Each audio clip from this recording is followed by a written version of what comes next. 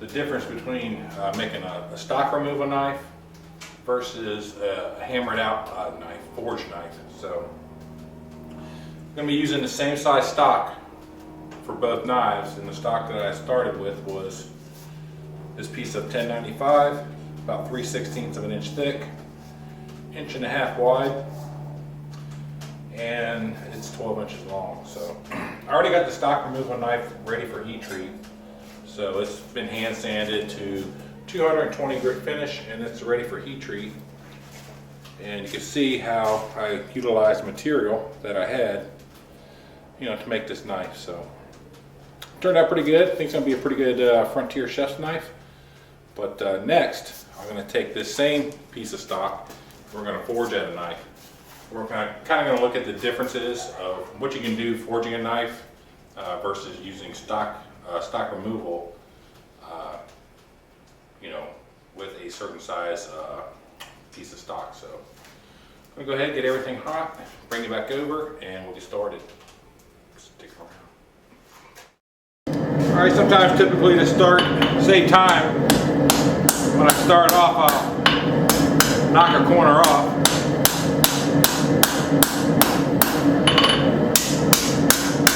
For the purposes of this video, I'm going to use all the material here. So this is really thin stock. Normally,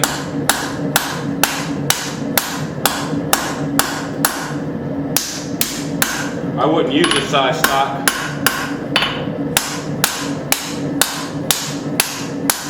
For forging. But we're just gonna make a video showing what you can do with the same size stock forging versus stock removal. One thing about forging stock this thin, metal doesn't like to get hammered on itself, so you get all this warping and bending. So there's going to be a lot of correcting and a lot of knocking upsets out. And it cools down quick. Alright, just going to work on this tip. See, I want the potato chip.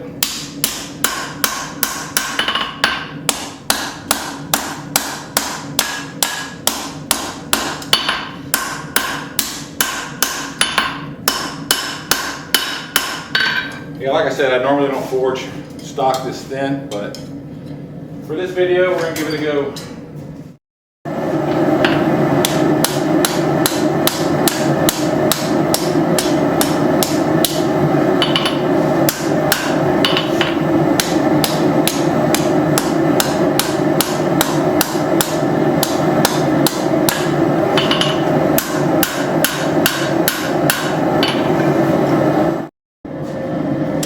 Forging your point.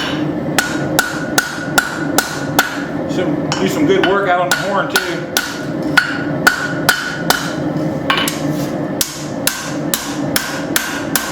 So we're pretty much just trying not to fish lift the front. When you hammer two corners in on themselves, they like to fold towards each other and kind of make what they call fish lips.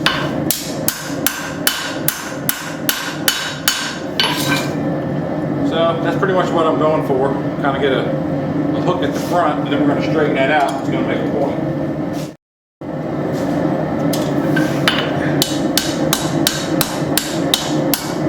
Now here on our flat of our animal,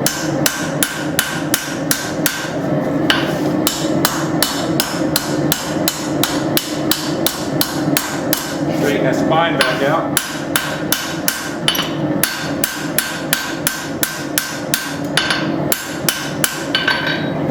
You can kind of see where we're going with it.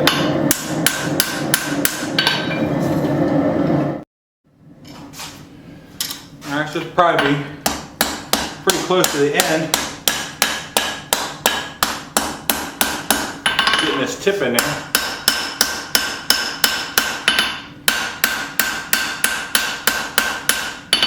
do some plenishing and some straightening. Then we're gonna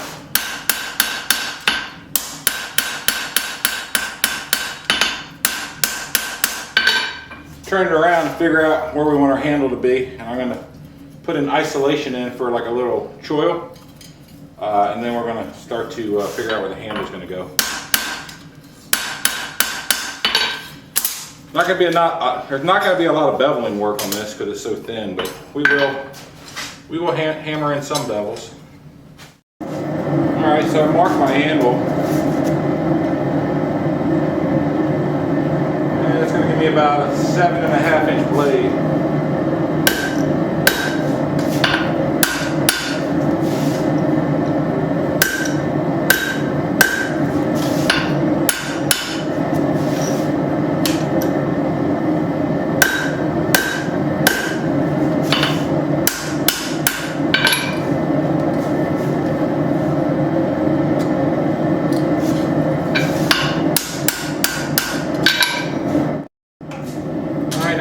Shape the back of the handle.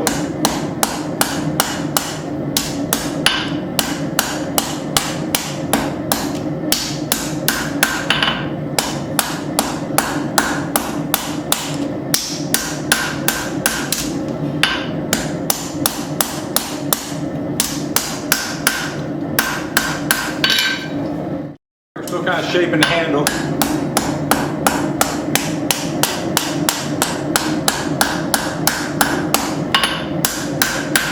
This is pretty much just the heel. Take the sharp point out, the bottom of the handle.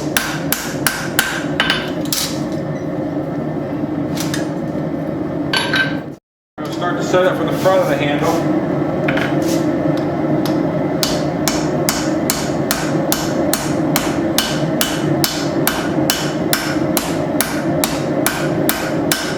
I'm going to take some precise hits.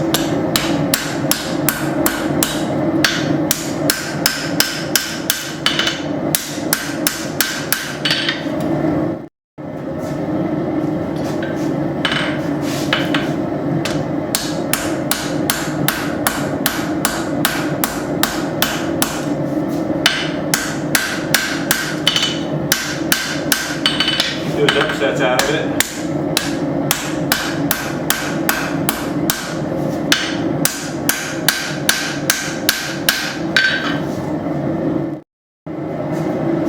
Alright, so this handle is going to be shaped a little bit different.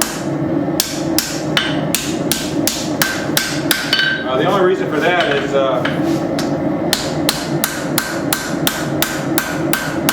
just want to make a different style handle. No other reason.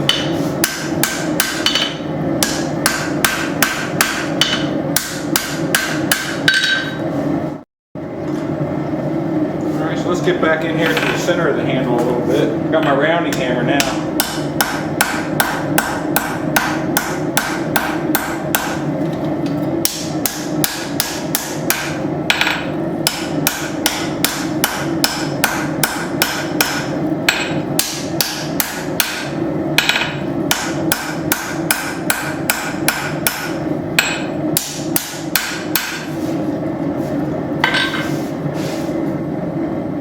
Take another couple of heats, kind of cleaning that up, and then we'll shape the rear of the handle. Alright, let's finish up the back of the handle on the homer.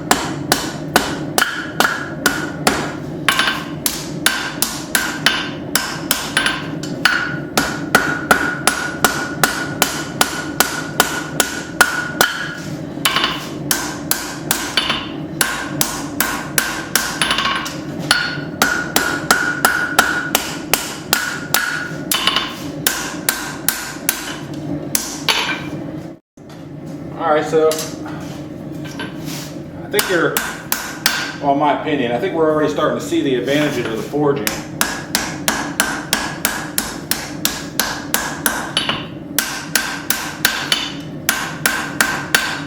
The handle just seems to have like a natural swoop to it. And that's just a result of moving the metal. So I'm going to stop here on the handle for now. I'm going to go back up to the tip get that in the final dimensions. And then we're gonna have to just kind of, I have to do a lot of plenishing work to get the upsets out, get everything nice and straight, and then we'll start to put a bevel in. All right, switched hammers again.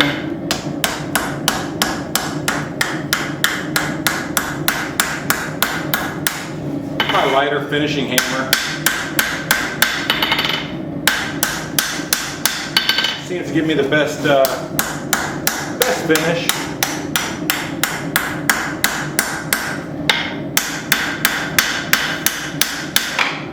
It's actually Yam Ham number 26. So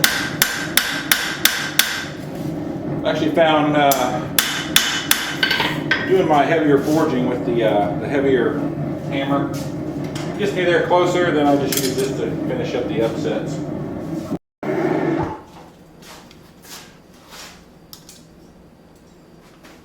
All right, so I flipped it around. And now I'm just getting the upsets out of the handle.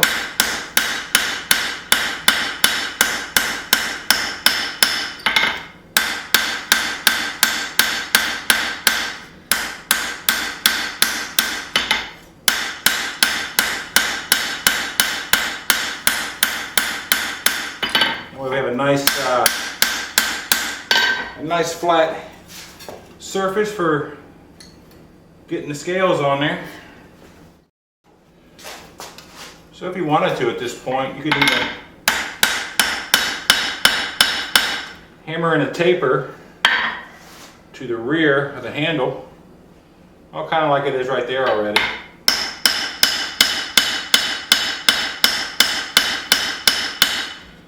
And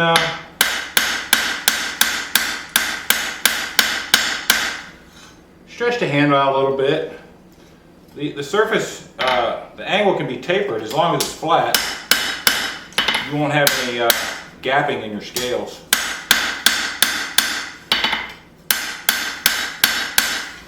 Get a little bit of extra length out of the handle. And some people just think it looks good to have a distal taper on the front and the rear.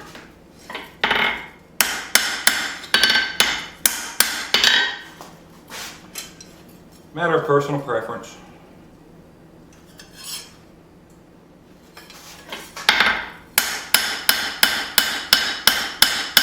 Just doing some light hammering, getting some dents out.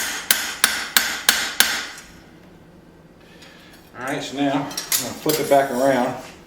I'm going to come across the spine. Because this thing is so thin, it's going to be a forged finish on the flats, and then we'll of course have to grind in the bevels, but it's going to be too thin to cut past all the forging to get to, make it all shiny or whatever. So it will be a forged finish knife. I'm going to go ahead and do some hammering on the spine just so it doesn't look weird, because the rest of it's been forged out, and we'll be ready to put some bevels in. Alright, let's start with some bevels. I'm not going to I'm not going to be able to go too crazy because this is not really thick.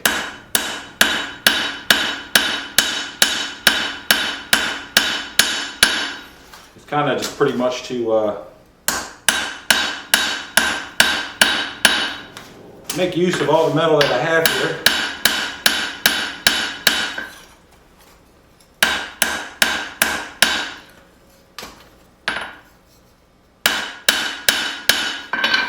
Getting started on bevels is always the tricky part. A mistake that I still make is forging the bevels too thin.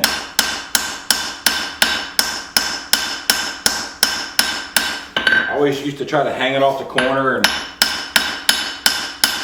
I've kind of come to learn it's kind of a waste. Usually wind up losing that on the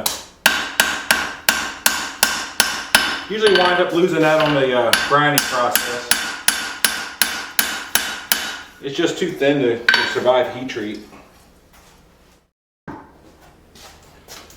Alright, so I'm about halfway up.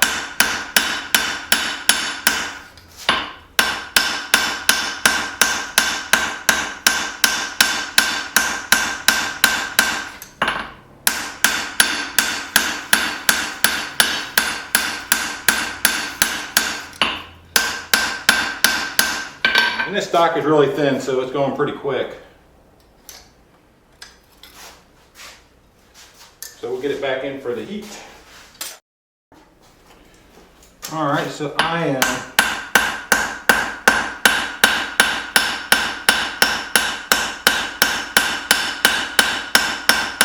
coming around the bend. Coming around the bend.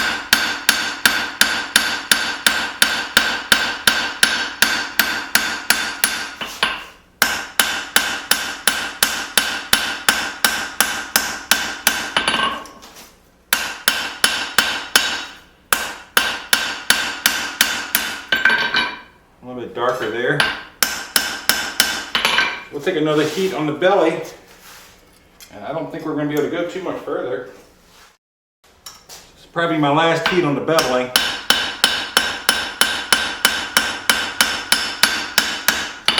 Then what's going to happen next is it's going to be a lot of plenishing. Then there's going to be some straightening in the vise. And I'll spare you guys all that. I think what I'll do is go ahead and finish up this heat. And then we come back, everything will be plenished, straightened. I'll have it profiled off the belt sander. And then we'll do some comparisons of what we wound up with. Because the rest of this video is just going to be a lot of repetitive tippity-tapping and tinkering and doing all the stuff that nobody really wants to see.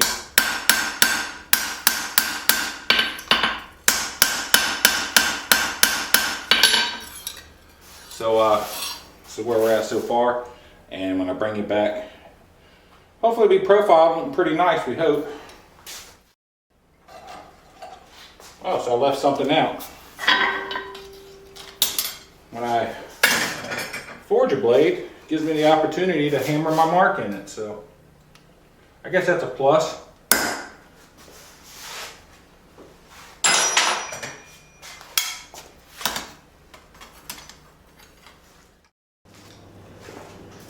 Alright, so I got the knife all finished up on the grinder.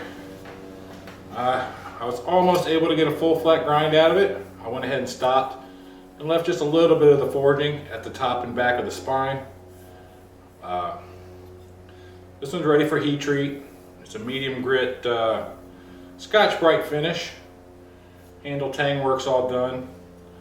So as you can see, this is the stock we started off with. You put this inside here, and you can see how much of the material that I cut off to make this knife versus putting this one in there. Looks like we gained an inch on the blade and a little bit of width outside of the dimensions of the stock, and we got a little bit down here and a nice swoop up at the point. So I was able to get some curves in the knife that I think make it, you know, kind of like aesthetically pleasing. Ergonomics I think are good. So yeah, I mean, pretty much the advantage is if you want to make a knife, you can make a knife that is going to be outside of the limitations of the size stock you use to kind of get some curves and swoops and just the look you want. So is it worth it? I think it's worth it. Could I make this knife doing stock removal? Absolutely, but I'd probably have to start with a much bigger piece of stock. I'd probably have to start with a 2-inch wide and 13 inches long piece of stock to cut this out. And there'd be a lot of metal that got wasted, cut away. And I wouldn't necessarily say wasted, but you'd have to do a lot of cutting to make this knife out of a piece of flat bar. So to wrap it up, you know, in my opinion, if you have a piece of bar stock, it is worth hammering it to shape. I think it just looks like a more natural flowing looking knife. I mean, I could have put curves in this one, but like I said, you'd have to cut away metal and all that good stuff. But as far as the way both of these knives are going to function, they're both 1095 steel. As long as the heat treat on both of them is similar, are equally successful. Both of the knives should perform exactly the same. I don't think forging it has any bearing on the integrity of how sharp or how good it holds an edge and all that stuff versus, you know, the stock removal. The metal is the metal, and as long as you heat treat the metal correctly, all that will just fall right into place. But so in my opinion, it is worth standing at the anvil and beating on this until you get it into a shape you want. And to be honest with you, when you have the stock pretty close to the size of the knife that you're going to make, it really doesn't take that long. So we'll go ahead and wrap this video up. I just figured I'd show a video just kind of trying to explain why somebody would just spend the time hammering out a blade versus just sticking it on a bandsaw and cutting it out. So all this is just my opinion. If you do stock removal, there's nothing wrong with that. I don't see any issues with it. I just happen to like forging, so I forge knives for the most part. This stock here that I've got on hand, I actually got this from the Leather Mule. It's actually kind of thin and it's not really ideal for forging, but I just went ahead and did it anyways, just for the sake of this video. I have forged a couple of chef's knives from this, and you know, it works, but yeah, the metal's real squishy. It likes to curve in and bend on itself, just like you saw when I was forging. So ideally, if you're going to forge a knife, you want to start with something thicker than this. And of course, when you get it over to the belt sander, you can grind down past all the forging and get to the knife that's inside, you know, all the forge marks and the scale and all that stuff. So, but if you'd like to forge finished knife, you can leave it on there too, you know, whatever you want. You know, this is just all a matter of aesthetics and what you like in a knife and what you want to see. So if you want a knife that looks like a mirror, make a knife that looks like a mirror. You know, if you want a knife that's rustic and you can see the forge marks, you know, that's all good too, you know. As long as it cuts and does what it's supposed to do, how it looks is completely up to you. So I'm gonna go ahead and shut this down. I'll do a little quick slideshow of both knives, give you some close-ups of them, and eventually both of these knives will wind up in my Etsy store for sale. So if you're interested, keep your eyes peeled for that at Metal Man Productions on my Etsy store. And if you just want to see the rest of the build, see the knives when they're done with the handles and sheaths and all that good stuff, you know, keep your eyes peeled on my Instagram. So these will eventually wind up finished and posted on Instagram, so you can see the final product on both of them. So yeah, just a quick video, just an idea I had just to kind of show the differences between forging a knife and stock removal. So I hope you liked it, and if you did, come back for another one. Check out some of my older videos if you want to. And we'll see you in the next one.